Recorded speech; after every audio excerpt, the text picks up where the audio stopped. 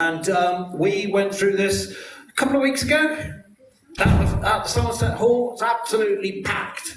The will of the people was definitely there. I don't only bring goodwill from myself, I've also brought with me Portishead Town Council's chairman. Go on, stand up. Come on. Paul Gardner. So Paul's here as well, and so obviously you can talk to Paul during the evening about what we're going through as well. And I see this as kind of like wings across, no, I better not do that one, I don't know. Hands across the community, we can all work together. What I've got there for you as a first slide is basically something that whenever I put it up, most of the public think that's now. It's not. That was 2012. So this was a report commissioned by the non-government organisations, the NGOs, to the coalition government, do you remember them? Because of their inaction on the environment, on the natural environment in particular. And these were quite startling figures at the time, so 40 years worth of data was put together. You can imagine how that's accelerated from 2012 to now. Obviously, in terms of pressure, development pressure, the pressures are pretty obvious in terms of the natural environment. And I think we've reached a stage where we've stopped planning for the future properly, and we've gone into this mode of reacting to the future instead of proper planning. I think some housing development can actually be enhanced with the natural environment. You can plan with the natural environment, but you can also plan definitely against it. And when we see encroachments onto natural areas like this, for example, what they start to do is break up the continuity, those connections between the different habitats. Why is this not working? Yes. That's working fine, thank you. So this is basically the Gordano Valley where I live. Sorry, it's not the other side of the ridge, but basically what you see here is that there's a woodland down at the far end there, which is going to be completely surrounded by housing development, which will basically cut it off from the rest of the valley. And that's something to bear in mind, that wildlife needs corridors. Whether it's an insect, whether it's a plant, a bird, it needs corridors. I was absolutely fascinated when I came into this room and was shown around some of the boards at the back.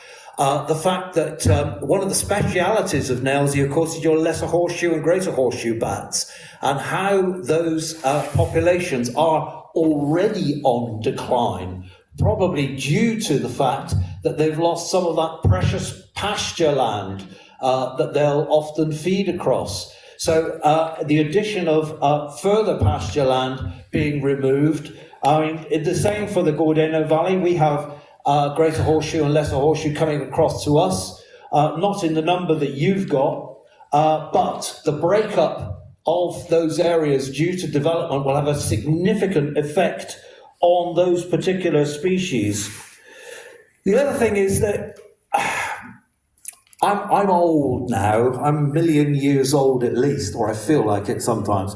And these are birds which I grew up with in my own area, and certainly when I was very young, I used to walk across from Portishead down across to Nailsea Moor, down across the Tickenham Moor into Nailsea, and I would be bird watching all the time. And these are species which it used to be really common at the time. So there at the top, the two birds flying, one of the most fantastic birds you can hear, summer or winter, if you disturb them when they're out on the grasslands, skylarks.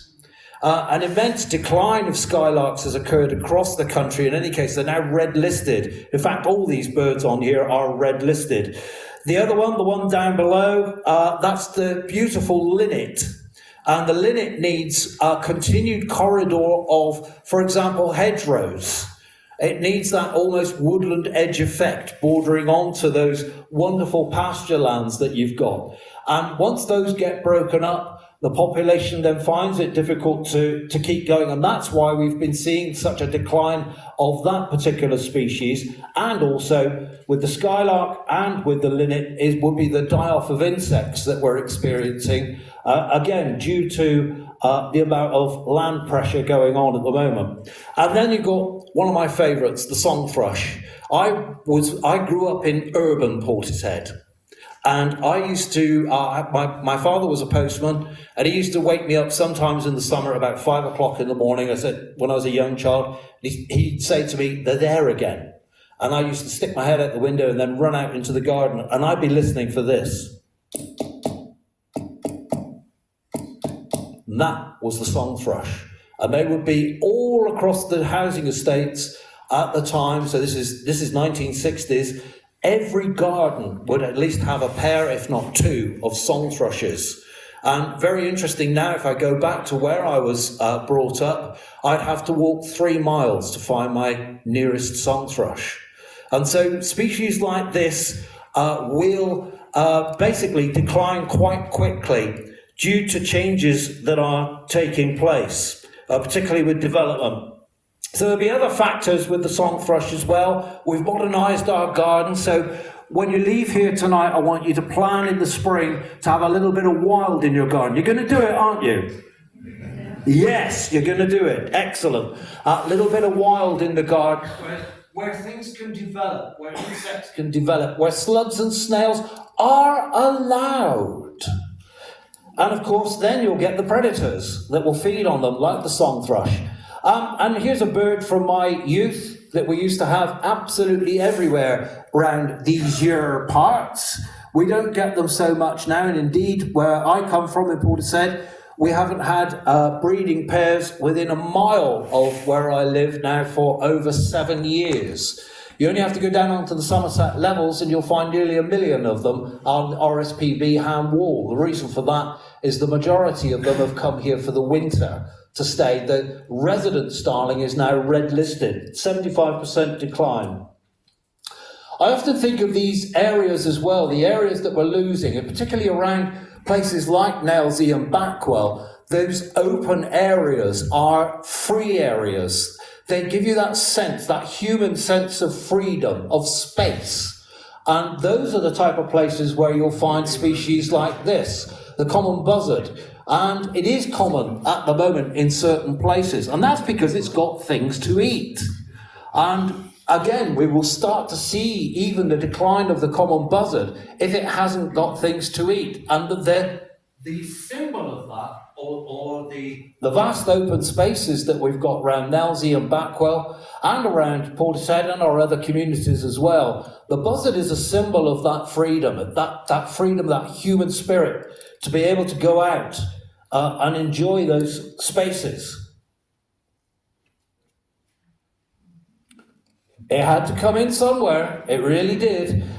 Yes, and most of the species I'm talking about are those that will, and including your bats, are those that will be unable to adjust to the changes being made, to development, to changes of a practice of ground, etc. So one of those in particular, and I know you've got them around Nailsea and Backwell, are barn owls. And the other thing that you've got between Nailsea and Backwell is a remnant little owl population, and they are rocking horse poo rare these days. It's gone. It's gone, has it? Oh no.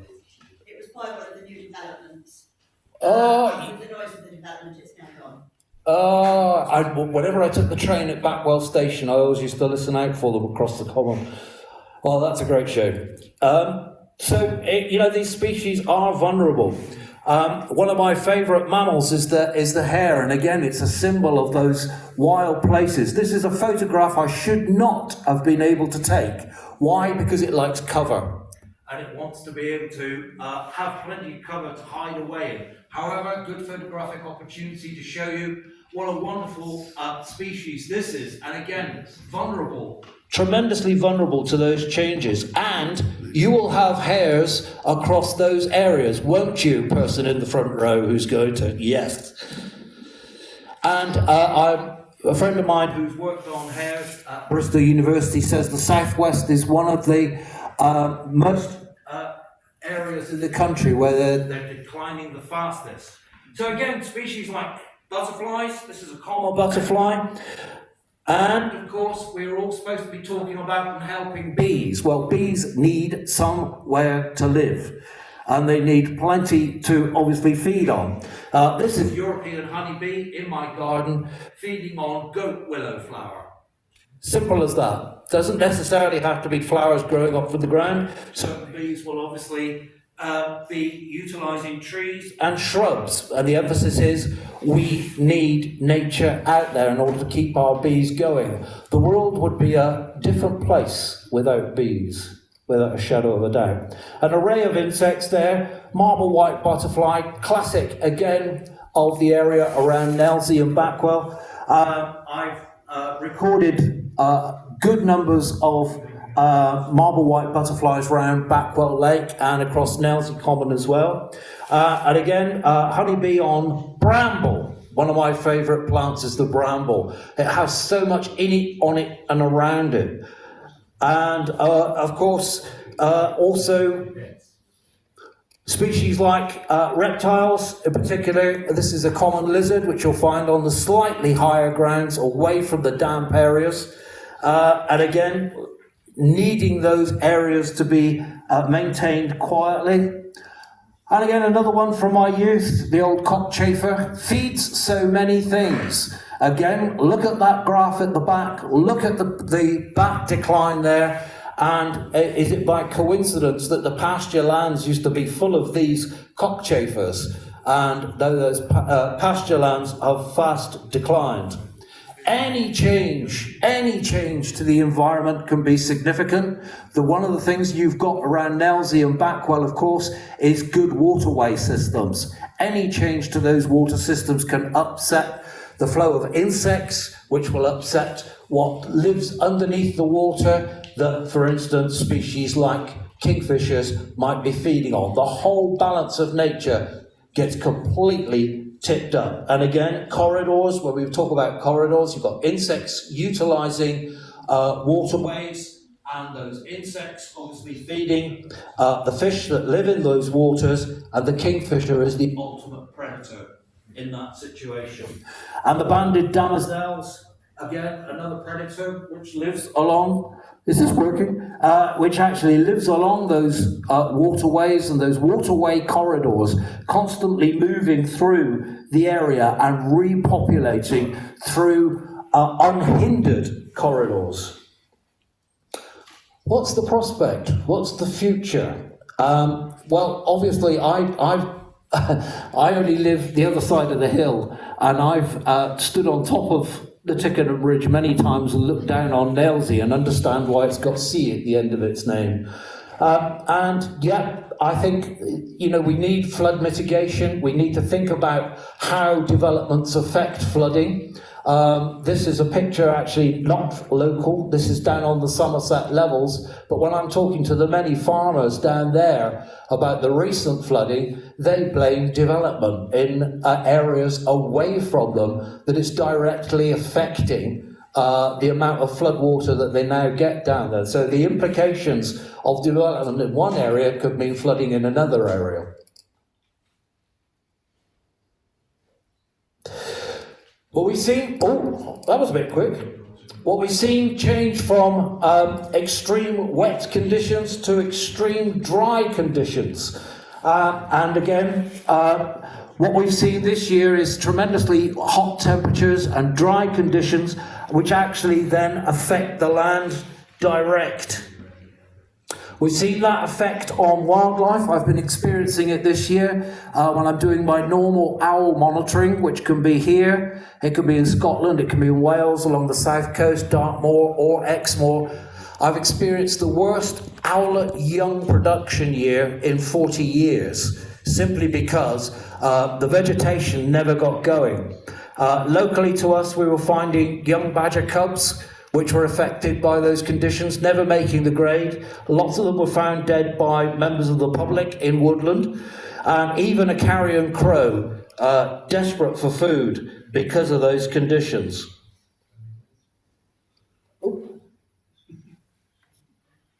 Sorry, it's become very sensitive. Doing its own thing. If you're filming this, can you cut now? Sorry, it should be that one. Yep, brilliant. Thank you very much. The effect of this year on not just the wildlife, but also the impact on farming has been tremendous, because most of my work is actually visiting farms. A lot of farmers are doing a lot of brilliant stuff with nature conservation, and a lot of my work involves going to see them and seeing some of the pain that they're going through. So you can see the maize crop there. That's all that's left in that particular field. The rest just did not get going. That maize will feed cattle. And the cattle on the other picture were having to be fed winter stores of food right throughout the summer, putting tremendous pressure on this winter's food. And of course, the effect on our reservoirs, that's a Canada goose, somewhere where it should have been completely able to swim around in the water, dried out. And the other picture is to show that we're not isolated from any of this change which is taking place. That's Scotland, and that's a particular estate I go to visit up in Scotland. And normally I'd need waders to go around that land. It's upland moorland, and that was completely dried out, and so dry that the farmer there was actually having to move the sheep because the rivers were drying completely, going completely bone dry. The message from this is quite simple. We need farmland. I notice here, in particular, different to what we've got in Portishead, you've got some pretty important farmland that could come under development. So that could be developed. And believe you me, folks, if we're going to future-proof our population, we are going to need farmland, because if this weather continues, one of the things that I learned from this year is the amount of increase on food inflation that was just caused by weather. Think about it. So we need to future-proof. We need our important agricultural lands to remain as agricultural land, because we need the food for ourselves, a direct result on this. And again, a bird which you will have in the winter. I have seen them on Backwell Common. I have seen them around Nailsea Moor. And that comes here during the winter. They're probably out there now. That's the short-eared owl, a very rare outbreeding owl for Britain. And birds like this have probably come here. This is a picture I actually took locally, and birds have probably come here all the way from Scandinavia. Internationally, this is known as an important species. Sorry, European-wise, this is known as an important species. I would argue that any wintering grounds being taken away from development, this bird should be perhaps mentioned, because of course the effect of it not being able to feed here in the winter may have a direct knock-on effect to somewhere in Norway or Sweden. Hands across Europe. What about the effect on us? I'm a naturalist, but I also care a lot about people. What about the direct effect on local people? Have you got enough spaces to go out and walk in those green fields? To be submerged in the sound in spring in particular of birdsong? We know that all those things are really important. To be able to get out and enjoy the natural environment is very important to our mental health and our physical well-being. The two are connected. Nature and us are connected. Why? Because we are part of nature. We are just another animal. We need it absolutely desperately. If you remove that from us, you completely change the way we are. And I think it's when we think about natural history, we ought to also be thinking about ourselves, or be selfish, and think about the future of the people of Nailsea and Backwell and Portishead and the other communities. Where are they going to have to go? With the last government, it was seemed to be very important. There was even an act mentioned whereby you have to be able to get into nature within 15 minutes walk. I wonder what happened to that. I saw it in the North Somerset Times. And I'll leave you with this picture. This is from the wood in Portishead that's under direct pressure through being completely engulfed in development. This is a family that was raised in 2025, and luckily both these cubs actually made it through. Now, all around Nailsea and Backwell, you will have badger sets, and in 2025, they would have done the same thing. They would have been able to rear their young. But for how many more years will they be able to?